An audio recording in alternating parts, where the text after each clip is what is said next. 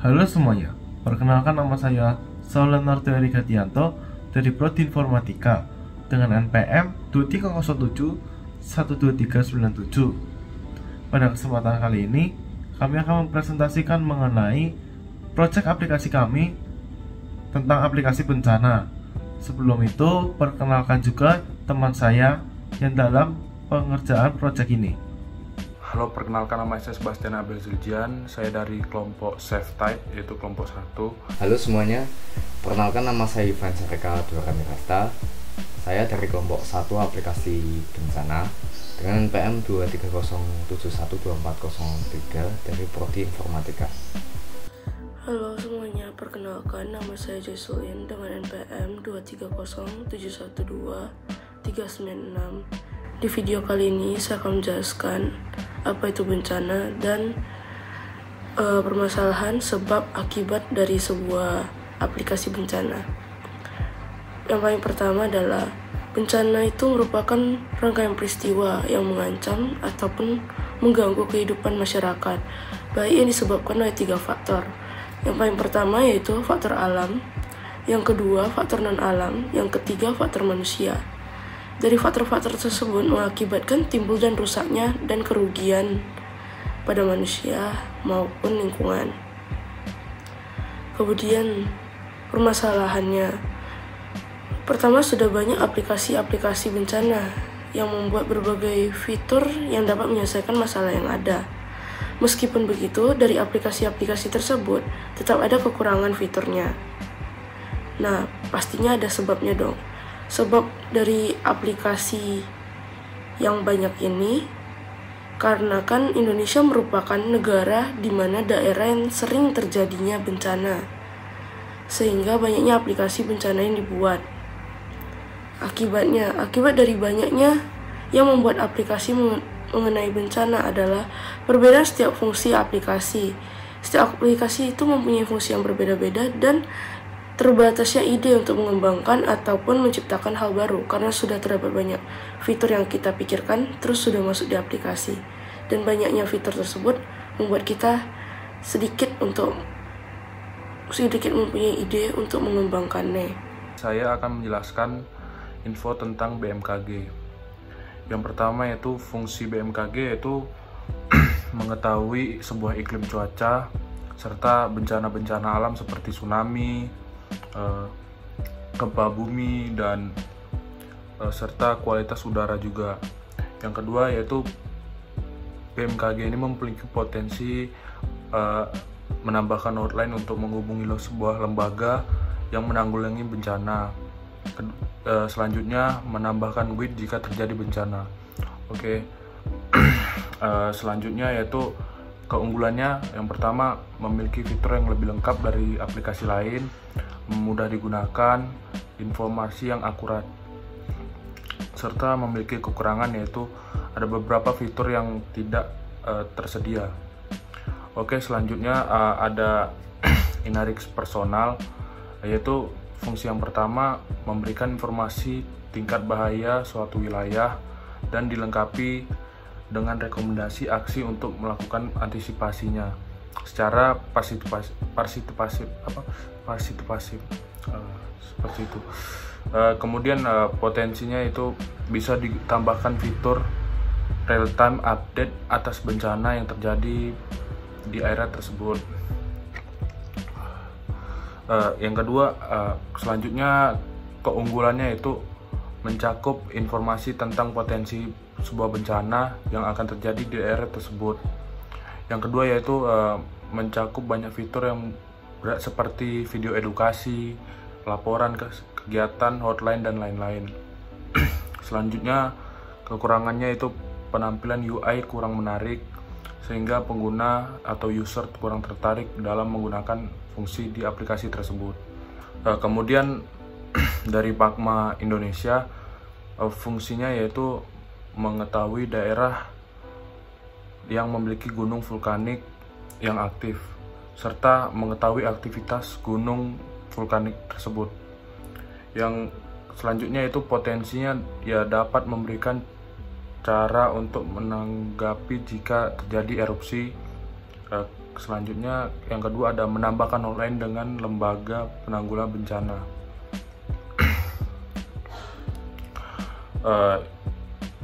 Keunggulannya itu informasi yang lebih valid, memantau daerah secara real time, adanya pemberitahuan dini jika akan terjadi bencana alam.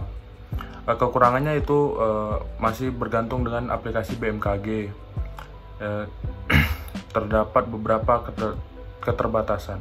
Setelah kita mengetahui permasalahan sebab dan juga akibat yang telah dijelaskan sebelumnya, solusi kami untuk menyelesaikan permasalahan tersebut adalah kami akan menambah fitur-fitur seperti hotline, tempat yang aman dari bencana, real-time update yang lebih canggih, dan panduan jika terjadi bencana seperti gempa atau tsunami seperti yang akan kami jelaskan selanjutnya, dan juga rute evakuasi akan kami tambahkan sehingga orang-orang dapat mengetahui jalur yang aman dan dapat digunakan untuk evakuasi dari bencana. Lalu untuk selanjutnya saya akan menjelaskan mengenai alur dari aplikasi kami.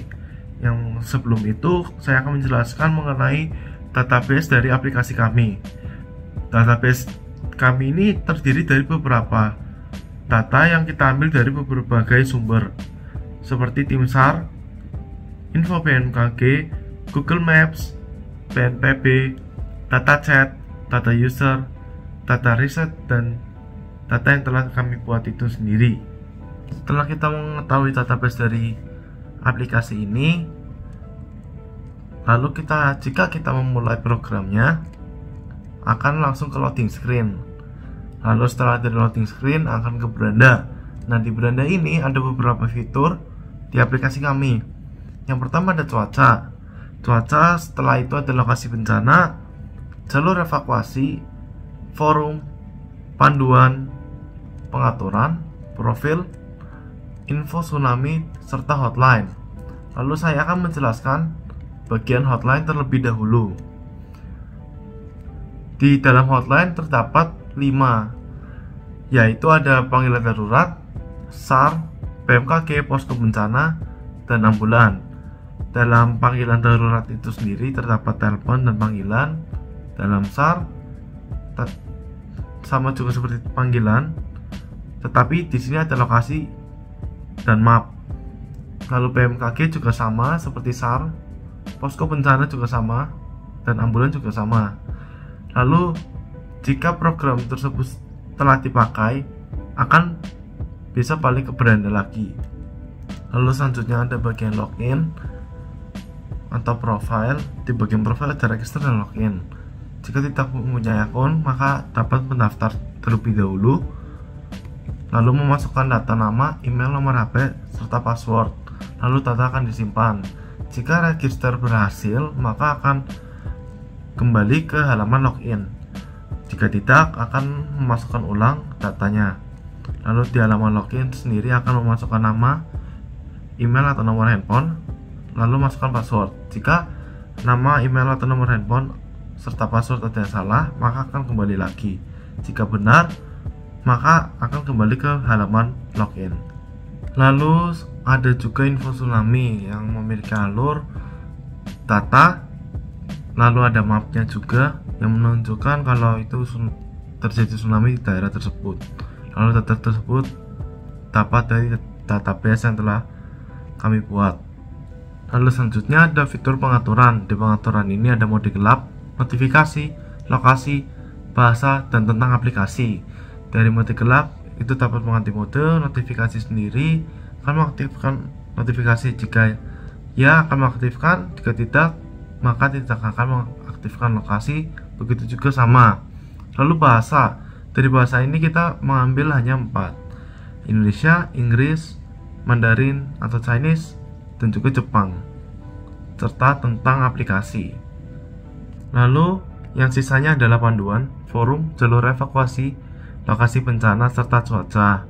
Semua data itu kita ambil dari database yang telah kami kumpulkan, maupun itu dari BMKG, lembaga penanggulangan bencana lainnya, serta Google Map.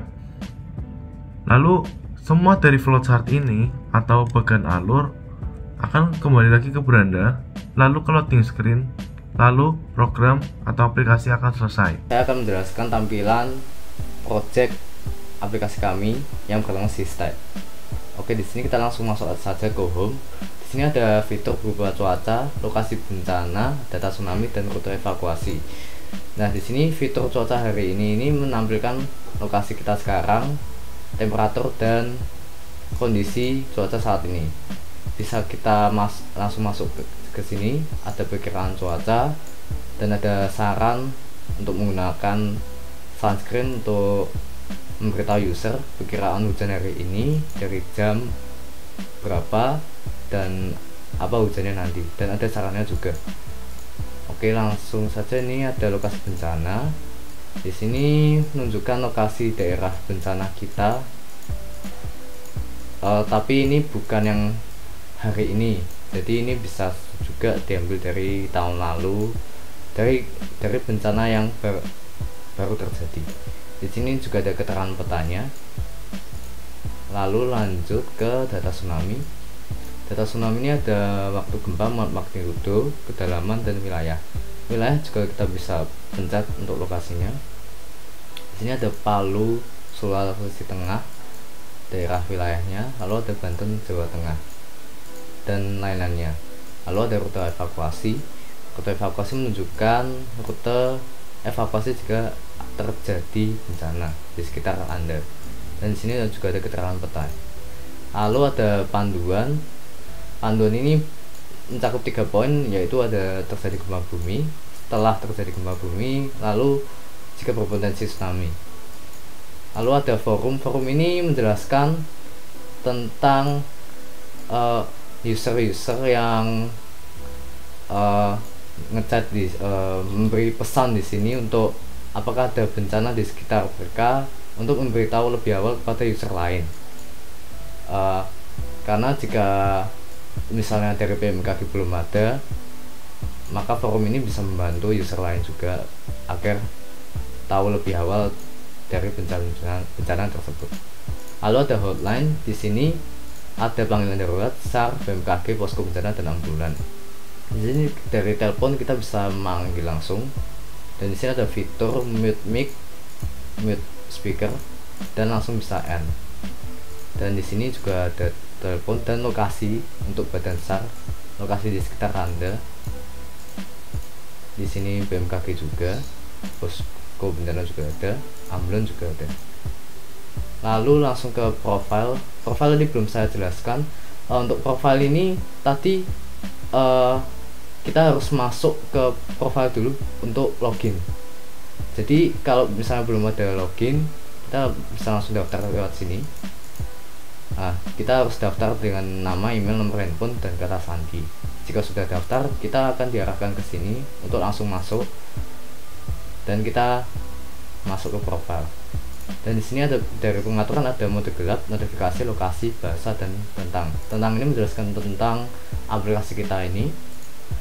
Bahasa ini bisa mengubah bahasa kita ke bahasa Inggris seperti ini. Jadi ini bahasanya sudah ke translate dari semua fitur-fitur yang ada.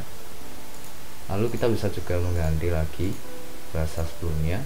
Lalu notifikasi, sini ada kayak peringatan apakah Anda ingin menaktifkan notifikasi Anda. Lokasi juga ada, apakah mengizinkan atau tidak. Lalu di sini ada mode gelap. Ini untuk menunjukkan user tampilan lain agar dari beberapa user pun juga nyaman untuk menggunakan aplikasi kita seperti ini. Kita bisa mengembalikan lagi. Oke, jadi gitu saja tampilan aplikasi kami. Sekian penjelasan dari video mockup ini, flowchart dan penjelasan tentang tujuan aplikasi kita ini. Sekian dari kelompok kita, terima kasih.